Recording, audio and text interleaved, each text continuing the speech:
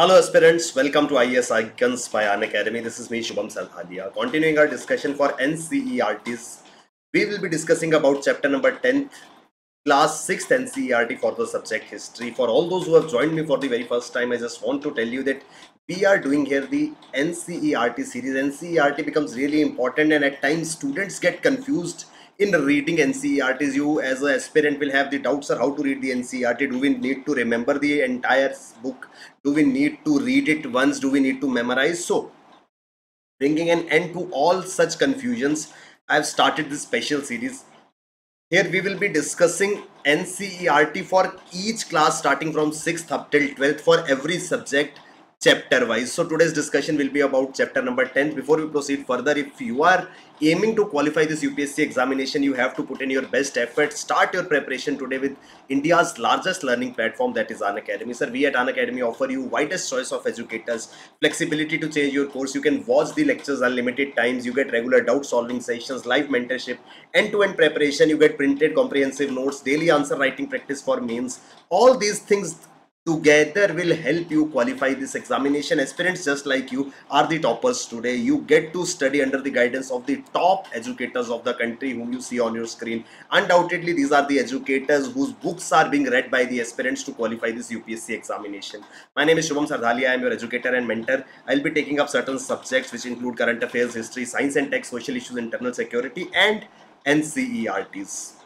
We are giving you test series for your both optional and mains papers. Our batches are starting soon from 20th of October. Our bilingual batches are starting. We are giving you September extension offer. Sir, here you can get up to 3 months of free subscription on our plus and iconic subscriptions. A special 9-month course for the upcoming 2023 prelims. This is must for all those who wish to qualify this examination in the upcoming attempt. So you should enroll here. We are giving you CSET course only at rupees 8,999. If you enroll with us using this code IAS Icons by 24th of October, we are bringing for you Unacademy Compete. Unacademy Civil Service Championship is back. You can avail the courses with the help of EMI. You need not to pay the entire amount at once. You can pay a small monthly amount and enroll with us. Start your preparation with the test series. Our Unacademy Ultra Combat will be conducted on October 22nd. That is Saturday. Here you can get a chance to win scholarships and exciting prizes. Sir, you can enroll in our optional courses with the expert faculty for optionals in UPSC syllabus. For all those who will be appearing in the interview of 2023 UPSC examination process, for you we have detailed interview guidance program. You need to enroll with us using the code IAS Icons. So coming on to our discussion, this lecture onwards I have changed my method of discussion. Normally what we used to do, I was bringing you the detailed notes which you need to remember, which you need to revise time and again so that you remember it for the times to come. But I received a request from a group of students that they wanted me to discuss it from the textbook first and then go on to the notes. So what we'll be doing today, we will be discussing the chapter number 10th, New Empires and Kingdoms, from the textbook, and after that we will move to our summarized notes. So I hope you follow the lectures that are being given to you. You are regularly following certain things. So you can see on your screen the PDF for chapter number 10. The chapter number 10 whose name is New Empires and Kingdoms. So we'll first try to understand certain things. The discussion of this chapter starts with the mention of a famous Gupta ruler of Gupta dynasty, Samudragupta. Samudragupta. In previous chapters also we learned about inscriptions. Inscriptions were the texts written by people which had certain piece of information. So many of the things related to history we got to know from the inscriptions only. So Samudragupta as a ruler, his information was written on Ashokan pillar at Allahabad. Allahabad, we saw Ashokan pillar. It had certain inscriptions. It was composed as a kavya by Harishena. So a court poet of Samudragupta had written certain important things about Samudragupta in these inscriptions at a Ashokan pillar of Allahabad. The inscriptions are of a special kind known by the name Prahasti. So we need to remember these words. Prahasti. We can expect a simple direct question in examination that what is Prahasti.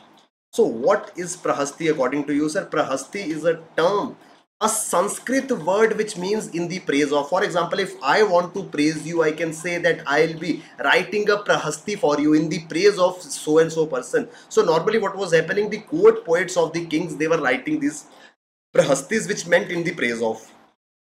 Prahastis were composed for the rulers. So Prahastis were composed by the court poets for the rulers. We read about certain rulers in chapter number 9. In previous chapter also we talked about Gotami Putra Shri Satkarni. So he was a famous ruler, and in his praise certain inscriptions were written. They were called as Prahasti. So in a similar fashion, during the time of Guptas also, the court poets were writing long paras of praise for the king, and they were called as Prahasti. So I hope we remember. If directly at times we are asked this question, the Prahasti as per India's ancient history is related to. So what is Prahasti? Prahasti means in the praise of. So what happened?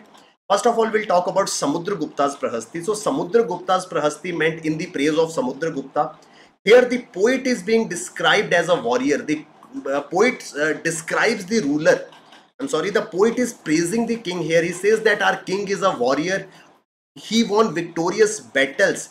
He is described as equal as God. So you can imagine the amount of importance and amount of praise written for the poet is that he is equated to the God. So Prahasti was composed in very long sentences. The praise of Samudragupta was done in very long sentences.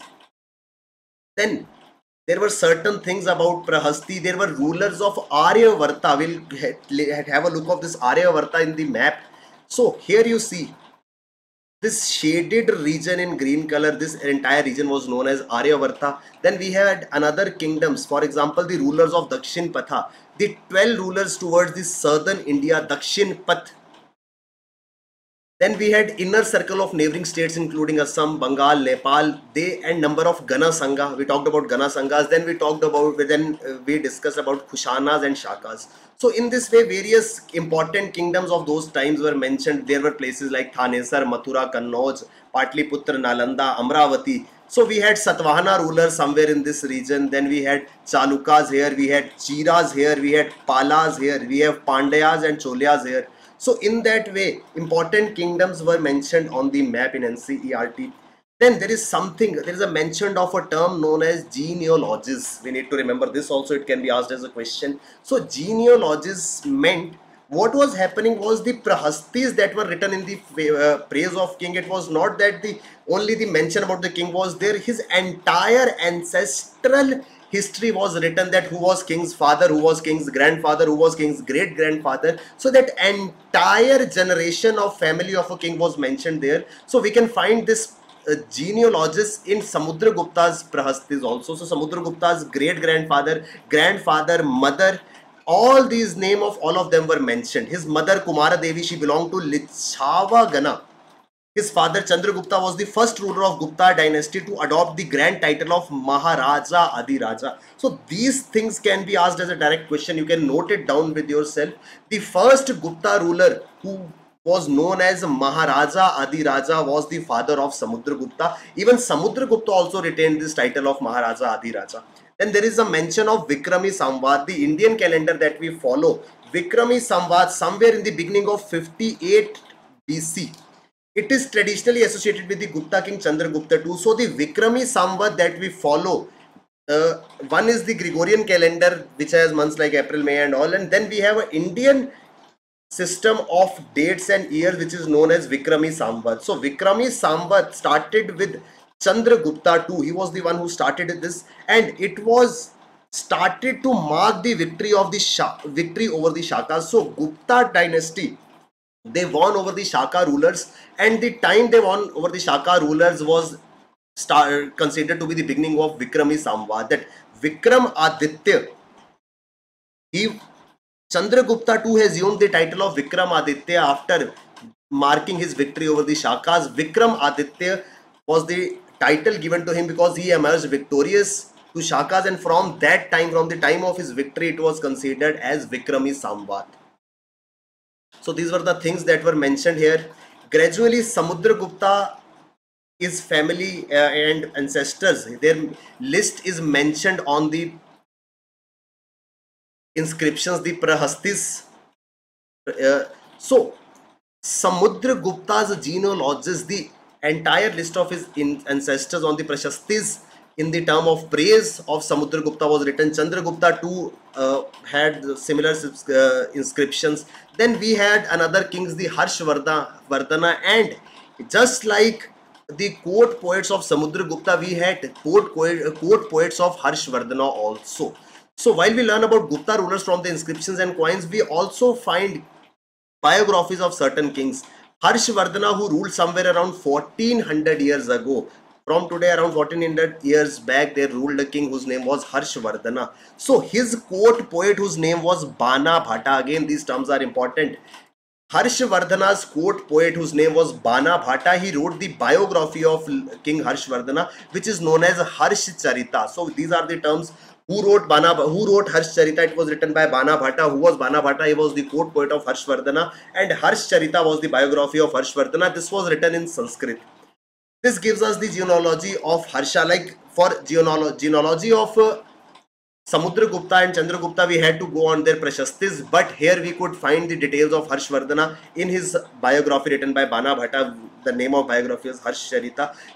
In the previous chapter, if you remember, we talked about the pilgrims. So there were certain people who were traveling along with the traders. So traders were people, they were traveling on big ships in search of goods which could be sold back in their market. So along with those traders, there were certain pilgrims who accompanied them, that if you are going to a far off place, we also want to visit with you. So they used to write the entire account. As I told you in yesterday's class also, that today we see people making vlogs whenever they visit somewhere. In a similar fashion, the pilgrims or the travelers, they used to write about the things while they were traveling. So one such traveler, Zhuangzang, this name is important. Zhuangzang, he visited during the reign of Harshvardhana, and he wrote a lot about Harsha's court, whatsoever he saw over there. Harshvardhana or Harsha was not the eldest son of his father, but he became the king of Thanesar. Thanesar is the area you can see on the map. So here we have Thanesar, areas around present day Delhi and UP and Haryana. So this was the area which is known as Thanesar. So Harsha, even though he was not the eldest son, but still he became the king because his father and his elder brother died. So his predecessor were his father and even his elder brother, but since they passed away, so Harsha became the king. His brother-in-law was the ruler of Kannauj. Near to that Thanesar, we had the kingdom of Kannauj also. So from Thanesar, somewhere here, at a small distance, there was another kingdom, Kannauj, and the ruler of Kannauj, he was brother-in-law of the ruler of Thanesar. So what happened? Harsha's brother-in-law was the ruler of Kannauj, but ruler of Kannauj died. He was killed by the ruler of Bengal, so Harsha had to take over Kannauj also. In order to avenge the death of his brother-in-law, Harsha took over the kingdom of Kannauj and led an army against ruler of Bengal. He succeeded against the ruler of Bengal in east and conquered Magध also and even parts of Bengal, but he was not successful elsewhere. He could conquer Magध, he could conquer Bengal, but when he tried his advent on other areas, he couldn't succeed. He tried to cross the Narmada to march into the Deccan, but he was stopped by the rulers belonging to Chalukya dynasty. The name of this ruler was Pulkeshin. So where was Chalukya dynasty? Let's go back to the map again. So here we had Chalukya dynasty. So what happened was, from Thanesar, he became the king of Kannauj, and after that he conquered this area, the area of Magध and the area of present day Odisha. This region was captured by him. But when he tried to make an advent into the Deccan region, he was stopped here by the Chalukya ruler whose name was Pulkeshin. Then in the southern end, we had the Palwas, the Chalukyas and the Pulkeshins prashastis. So in the praise of Palwa rulers, in the praise of Chalukya rulers, there were prashastis that were written. So Palwas and Chalukyas were the most important ruling dynasties of South India. During this period, the kingdom of Palwas spread around from the region of their capital Kanchipuram to Kaveri Delta. Chalukyas, they centered around the Raichur Doab between the rivers Krishna and Tungabhadra. Again, these are small pieces of information we need to remember. Kanchipuram to Kaveri Delta, that was the area of Palwas. From Raichur Doab, that lied between Krishna and Tungabhadra, the region was controlled by Chalukyas. The the center or the capital of Chalukyas was an important trading center. It developed as a religious center also. There were many number of temples coming up. The Chalukyas and Pallavas frequently raided one another, so they were competing with each other. Chalukyas and Pallavas, they were attacking each other, attacking each other's capitals and attacking each other's prosperous towns also. The best known Chalukya ruler, Pulkeshin II, who was Pulkeshin, we talked about him a while ago. He stopped Harshvardhana from entering the Deccan part of India, and we know him from his Prashasti. So in praise of this Pulkeshin II, the Prashasti was written, which was composed by his court poet. So every king had a court poet who was writing the paragraphs, he was writing the texts in praise of his particular king. So Pulkeshin's court poet, whose name was Ravi Kirti, he wrote Prashasti. This tells us about his ancestors. So again, his genealogy was written on his Prashasti. Pulkeshin's evidently got his kingdom from his uncle. According to his court poet Ravi Kirti, he led expeditions to both west and eastern coast. Beside checking the advance of Harsha, I told you that he stopped Harsha from entering the Deccan region. There is an interesting play of words in the poem. Harsha means happiness. So Harsha comes from a term Harsh, which is happiness. The poet says that after the defeat of Harsha, he was no longer a Harsha. It is believed that once Pulkeshin II, he defeated Harshvardhana, he was no longer happy because he was attacked by, he attacked Pallava king who took the shelter behind the walls of Kanchipuram. But Chalukya's victory was short-lived. Ultimately, the Pallavas and Chalukyas gave way to new rulers belonging to Rashtrakuta and Chola dynasty. So initially we saw this Pulkeshin II coming up. He defeated Harsha, but eventually his dynasty was replaced by Rashtrakuta and Chola dynasties. We'll discuss about these dynasties in later classes. So during those times, what was most evident was the advent among each other's kingdoms. So kings were trying to get control of other kingdoms. So they maintained huge armies. They developed land revenue policies. They were gathering powerful people, and they created certain political and military positions. For example, certain important administrative positions were given, which were hereditary. For example, poet Harisena was Mahadand Nayak or Chief Judicial Officer, just like we have judge, somebody who has the power to give dand. He was known as Mahadand Nayak. Then we had somebody by the name Mahadand Nayak. Then we had Kumar Amatya, meaning important minister. Sandhi Vigrahika, Minister of War and Peace. So we need to remember, sir, Kumar Amatya meant important minister, then Sandhi Vigrahika, it meant Minister of War and Peace.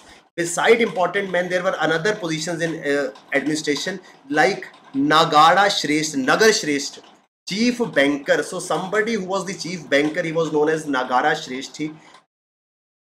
Then Sarthvaha, the leader of merchant caravans, Sarthvaha. So merchants were traveling from one place to another. We talked about such travel accounts in last chapter also, where we discussed about Silk Route. So merchants were traveling on foot from one place to another. They were carrying huge loads on the backs of horse and camels. So somebody who was heading or who was leading this merchant caravans was known as what? Sarthvaha. The Pratham Kulika, this is also important. Pratham Kulika, the chief craftsman and head of Kayas or subscribe. So these were the positions that were meant that they made certain policies. King started maintaining huge armies, and this was the time when armies sought the use of elephants, chariots, foot soldiers, cavalry.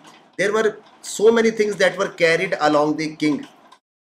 There were many military leaders who provided king with the troops whenever he needed. They were not paid regular salaries. Instead, they received grants of land. So what was happening? There was somebody who was maintaining an army, and whenever king required the help of army, that leader would help king with his army, and in turn he would receive land grants from the king. They collected revenue from the land and used it to maintain soldiers. The men were known as Samantas. Whenever ruler was weak, Samanta tried to become independent. So these group of soldiers or these leaders of soldiers who provided army to the king, they were known as Samantas. And whenever they found, just like what we see, what we know in present day as military coup. So what happens is there is a military general, he controls the entire force. Whenever there is some problem in the kingdom or whenever there is a problem in the country, that military chief along with his army helps the ruler. But what at times is seen in countries like Pakistan, whenever that military ruler feels himself to be much more powerful, he tries to topple down the government. He tries to become the ruler himself, and very similar thing was seen here also. See, Samantas were the leader of army, but at times they tried that whenever the ruler was weak, they tried to become independent. Then there were assemblies in southern kingdoms. The South India saw the assemblies where people were gathering together. So there were two types of assemblies. One was the assembly where the landowners were Brahmins. So the assemblies where Brahmin landowners were there, it was known as Sabha. We need to remember this word. Sabha was the term used for the assemblies in southern kingdoms where landowners were Brahmins, but there were another assemblies also simultaneously where landowners were not Brahmins. So the non-Brahmin landowners, they were organizing their own assemblies. These assemblies functioned through sub-committees which looked after irrigation, agriculture operation, etc.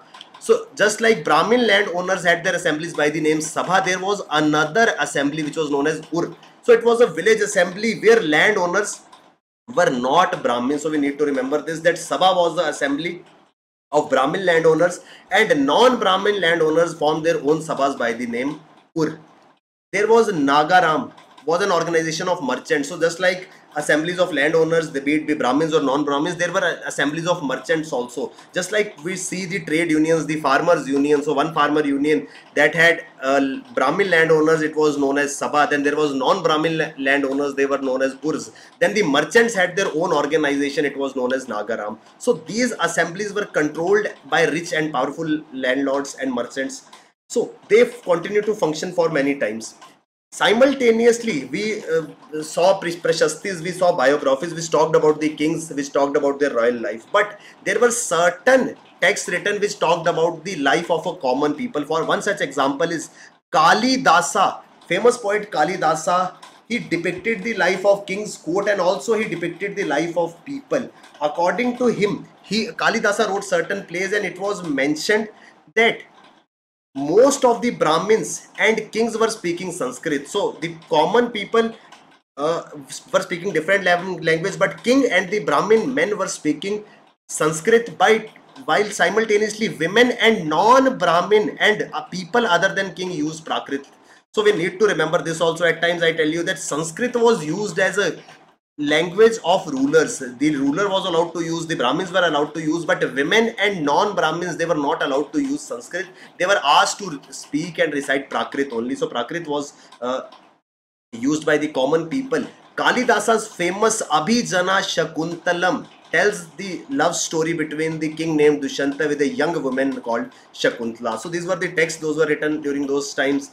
Then again another Chinese pilgrim, Fa Yan, he noticed the plight of those who were treated untouchable. So this gives us an important thing, that even during these times also, somewhere 14 to 1500 years ago, the untouchability persisted. The common people were not given much say.